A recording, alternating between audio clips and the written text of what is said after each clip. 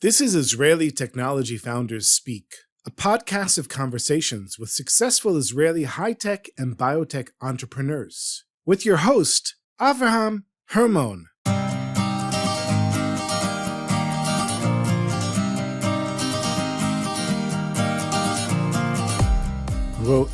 Regerman is the CEO of Hamat, one of Israel's largest producers and importers of faucets and sinks for kitchens and bathrooms. Avraham sat down with Ro'i to discuss how Hamat protects their brand, innovates and integrates technology into their products, the future of manufacturing and production, and tips for startup founders.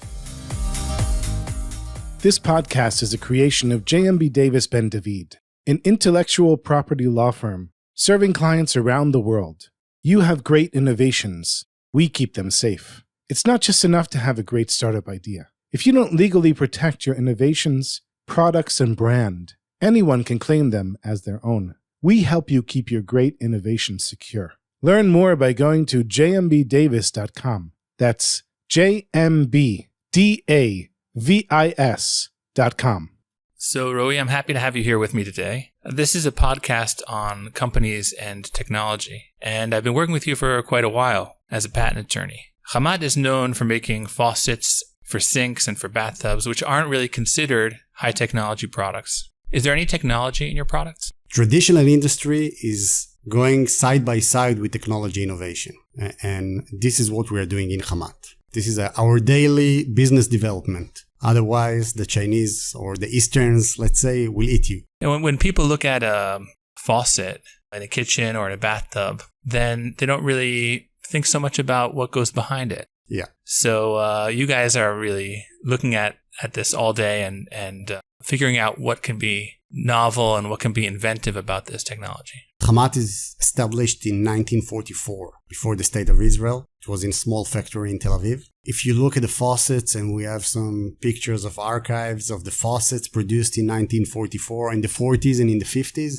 they are totally different from the faucets we're using today. In the past, you had a faucet with separate handles for cold and hot water, which are still used in many countries of the world in the traditional styles, but today you can even hear about faucets that act according to your voice commands. Mainly you will find mixer faucets with mechanical cartridge that mix the water with a single handle. But the future is smart faucets, completely operating with the smart home technology, monitoring temperature, monitoring water use, descaling methods and patents, and 2-in-1 and 3-in-1 and 4-in-1 faucets which combine the filtered water, which you can see, and the boiling water. Mm-hmm. So it's a very full world of faucets. It's not just a faucet to wash your dishes anymore. And there is a lot to innovate and develop in this industry, and we are doing it today. Which market are you most focused on? We are focused both on the Israeli market and the US market. In the US market, we're active mainly in the kitchen because Israel design-oriented. In the kitchen is very similar to the US. And in the bathroom, we are much more European style, Italian style, which is very minimalist and small. So we are a combination of the American and Western Europe style. Very active and a very strong brand. We are the strongest brand in Israel, more or less 40% of the market. In the bath and kitchen. And in the US market, we are still small players, but very focusing and continue to penetrate and innovate in this market, mainly in the kitchen. So you spoke about designs and about your brand and about being 40% of the market. As a market leader, your brand is very well recognized. Anyone who's built a house or renovated a kitchen or a bathroom here in Israel has probably heard about your brand Hamat. Yeah. So what do you do to protect that? Actually, once in a few years, we have a big issue in Israel with fake products. The main issue is that fake goods come from China, usually imported by Palestinians from the Palestine Authority. Usually it's very difficult because we cannot do any enforcement in the Palestinian Authority. Mm-hmm. And we catch the fake products in the market when they call for service. And usually these products are not in the quality Hamat is known for. We have our brand registered and protected in Israel. As a trademark. Both in Israel and also in the States. We have in the States also the Hamat brand protected and the Hamat USA brand protected. But here in Israel, we are facing fakes, and it's very difficult. The Israeli regulation doesn't really assist us in stopping it. Usually we do it by ourselves as taking private investigators to find the origin of the goods and stop them in the port. After we succeed to do it, and it takes us about a year, we have a few years of silence, and then we face it again. But this is the life of a brand. On the other side, on the design side, we just recently had a Chinese factory faked one of our designs, our innovative designs, the Imagine, even though it was a registered design also in China. Mm-hmm. Enforcing it was very difficult. It takes a lot of time, a lot of legal procedures, and a lot of money to enforce the company that is importing this fake into Israel and protecting the design. We do it even though it's not necessarily economical procedure, but when you succeed at the end of the process, it has the factor of a threat to the next one who want to fake or copy you. I guess it's also important that your customers, when they see a product that has your brand on it, that they know that they're getting the real thing and the quality that they expect. Yeah, definitely. We can say for sure that the fakes was not really a success in the market because people want the real thing. People buy Nike because they want Nike. Right. And even though there are many fakes to the designs of Nike, people know the Hamat quality and buy the original product, but it makes damage because usually they come with a very low price and the quality has its cost. And then you need to say, yeah, they copied us. Yeah, we are fighting them in court because it's a protected design. And they now sell it for a very low amount, but it will cost them a lot of money. The courts in Israel, and also in the States, by the way, are not necessarily in favor of enforcing design patents. Mm-hmm. It's very easy to break them with very small changes. Right now, we're in a time of difficulty. People are buying less. How does Hamat as a company in general deal with this time? Actually, Hamat will deal with this time in 2021, not in 2020, because most of our sales are for the renovation markets, for second-hand apartments. New build is new build, which is continuous. New build was essential during the lockdown? Yeah, and during the lockdown, and still new build is going on because there are shortage of apartments in Israel. Mm-hmm. As I said, even if the government will have to build apartments for people who don't have place to live, like in the 50s, then they will need faucets and they will need toilets and they will need all the sanitary products. Maybe in lower level, but they will need them. Right. But there are no second-hand transactions right now. And we are usually between a transaction to buy a second-hand apartment until you get a key and renovate the apartment, it's 1 year. Because usually when someone buy a new home, a new build, he sells his second-hand apartment. But it doesn't evacuate it immediately. It's not like a car. Okay, this is the keys. Let's go to the post office, change ownership, and you're free to go. Usually it takes a year until you get a key. So now we are still in the euphoria of the deals of 2019. People who purchased in 2019 are renovating now. This summer, moving in before the holidays or the new year that begins in September. But 2021, we are very worried about 2021 because there are no second-hand transactions right now. Mm-hmm. So the second-hand market is going to be impacting your sales for renovation. It might impact 2021 renovation market, yeah. Mm-hmm. Do you think that people are looking for lower quality now? No. They have less to spend? No. I don't think people are looking for lower quality. All the finished products for the home design have become like jewelries. The one that is renovating and investing their money in renovating wants the best. So on this side, we are less worrying about lower quality products. On the contrary, the housing program of the government, which was called the Housing Assistance Program. Yeah, the Housing Assistance Program was aiming to lower quality products from the concrete to the faucet. Mm-hmm. This was a problem. This is a program that we are not players. We were not part of from choice, by the way. We have decided we are not lowering the quality of our products in order to give lower price products to the tenant. I've taken a tour of the plant, and this is a very impressive manufacturing facility. But how do you compete with countries in which manufacturing is so much cheaper? Automation and quality. First issue is that Hamat made a very, very conceptual change. When you go to a Far East country with a low production cost and you want to produce faucet, they will talk with you about MOQs, big MOQs, minimum order quantities, and will limit you for how much designs you can take in different colors or finishes. Hamat made the conceptual change of being a boutique factory. We are actually giving the choice in Israel, still not on the States, because in the States, factory is still 6,000 miles away. But in Israel, we give the customer the ability to choose any model he wants from our catalog, and we have more than 1,500 different designs, models, and he can choose each one of them in any finish he wants between 21 different finishes and reproduce it according to his demand. So the possibilities for the buyer are almost endless. Yeah. That comes from the fact that this is a small country, so you can This is a small country, but in Israel, and also in the US, but in Israel it's much more, almost everyone is doing a renovation today is accompanied by a designer or an architect. Almost 100% of renovations. Every architect or designer wants to give his own influence on how the product will look like. They don't want the faucet to be like the neighbor's faucet. And by giving them the ability to customize their design, it's a huge advantage compared to any importer, which is keeping limited stocks of products in his warehouse. So we tell them, we are here to make your dreams come true. This is the advantage, the big advantage of the factory here in Israel.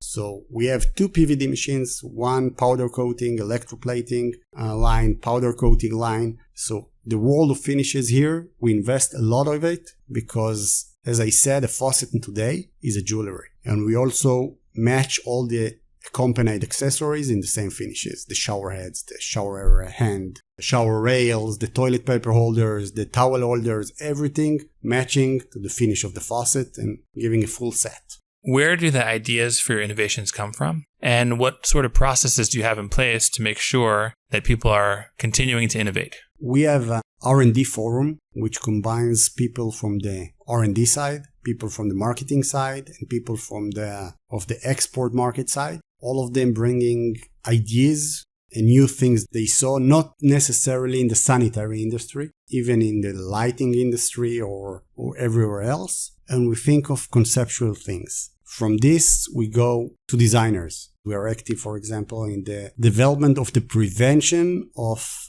bacterial infections in medical institutions. So we do it through the sanitation industry, and this came from our R&D team, hearing in the news about a big problem with people dying in hospitals because of these bacteria.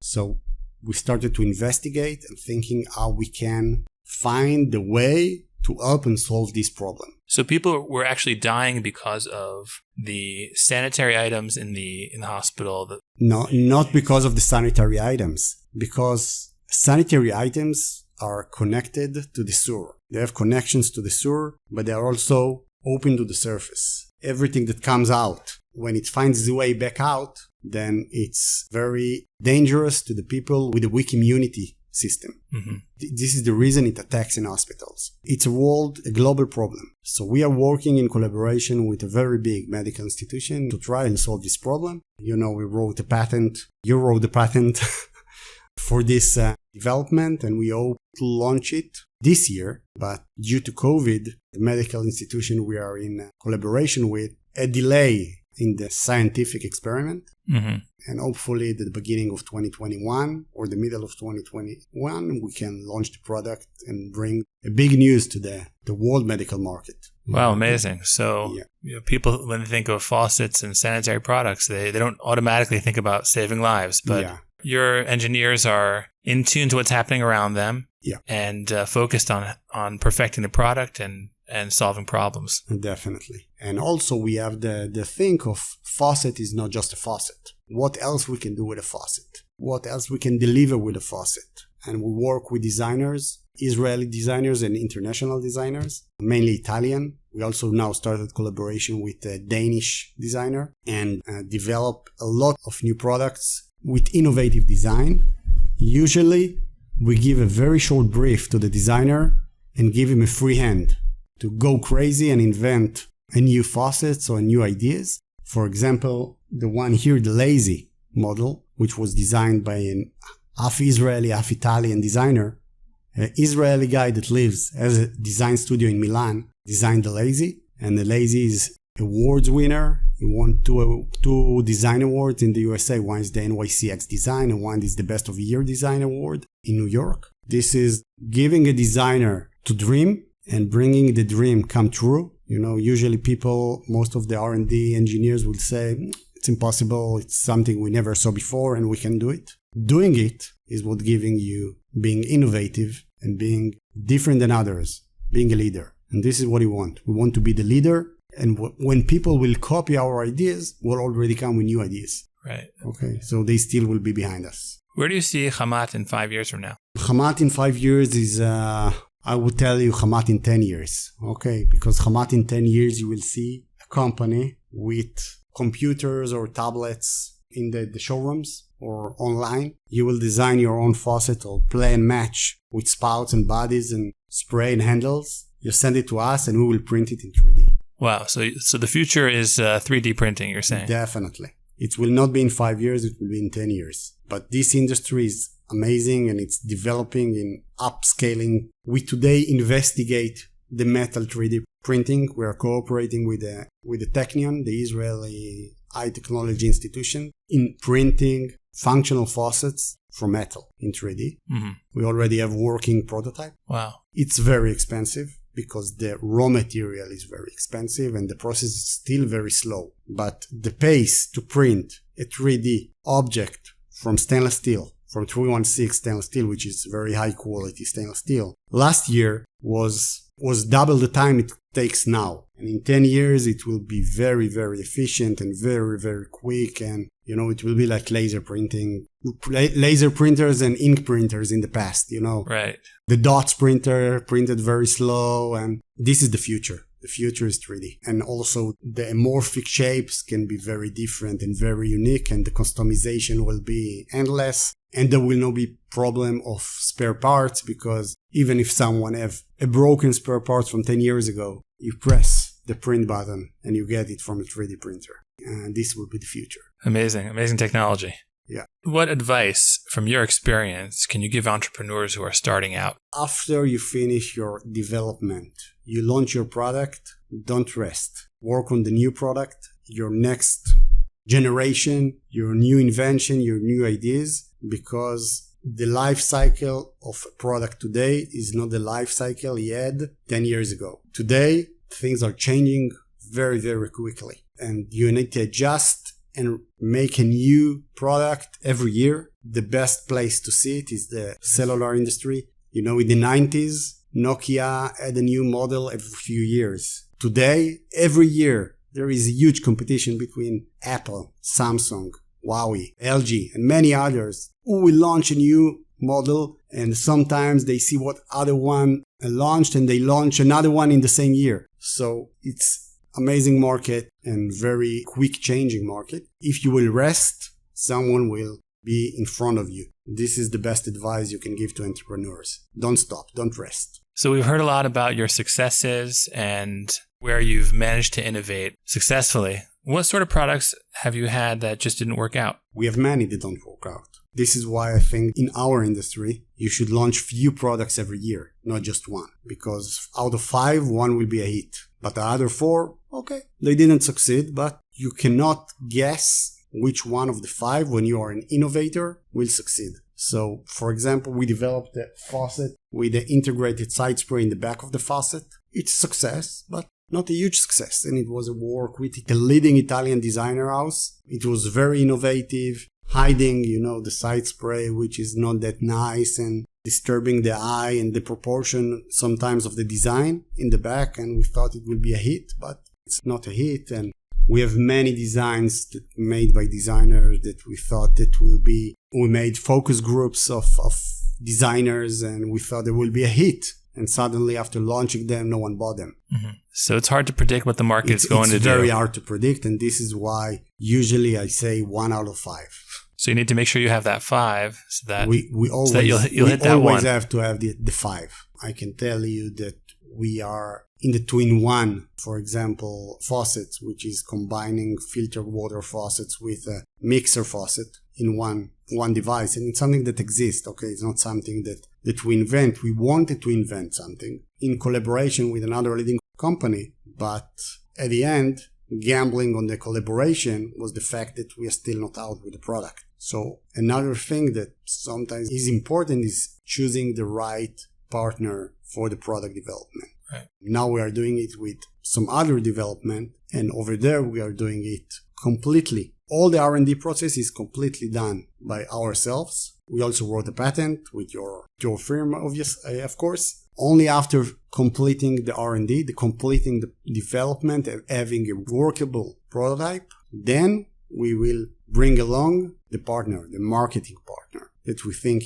should come with us to this project. So you're going to be focusing on R&D in-house? Yeah. Sometimes we also failed in choosing our partners for certain developments. And the lesson we decided is we are doing the development alone. And if we think that for marketing, it will be helpful to have a marketing partner, then we'll do it after we finish the R&D. So your company has been around for quite a long time. What do you think is the company's greatest invention or innovation until today? Difficult to say. Our innovations are mainly design innovations until the last years. Every year or every few years, we have a big success with one or two or three or four designs. Going over the years, the success, these designs sales are declining, but new are upscaling. Definitely the Imagine design is very, very successful. And this is one of the reasons a Chinese factory invested in molds to copy it. Mm-hmm. We believe in the Lazy that won the awards will be a very big success in the market. It's, by the way, in the US, we call it Kanta, not Lazy, because the Lazy give a negative context maybe to the description of the product. So we are innovating all the time. Definitely, we are the ones that introduced the Israeli market with the metallic finishes. We didn't invent it, but we introduced it. And I think that this is something that changed all the faucet market design orientation in Israel. Mm-hmm. We didn't invent it. We introduced it to the Israeli market. We're introducing new finishes all the time. No one else have, and to challenge the competition. But all the R&D process we have now, which is patent ideas, which are not necessarily just a new design faucet. Mm-hmm. It's technology inside the faucet. It's a medical device for the antibacterial solutions. It's antimicrobial finishes that we developed due to the COVID issue. Mm-hmm. And many other things we are thinking and doing right now are things that can change the market and put Hamat as an innovator, definitely as an innovator. We are a traditional industry company, but we have in our business development strategy, we have the high-tech thinking, mm-hmm. the innovation thinking, how we do it and put it in every step we go, because this is the future. Roy, thank you very much for being with us here. Thank you. It was a pleasure talking with you and learning about this incredible industry and how you can innovate making faucets. Thank you very much.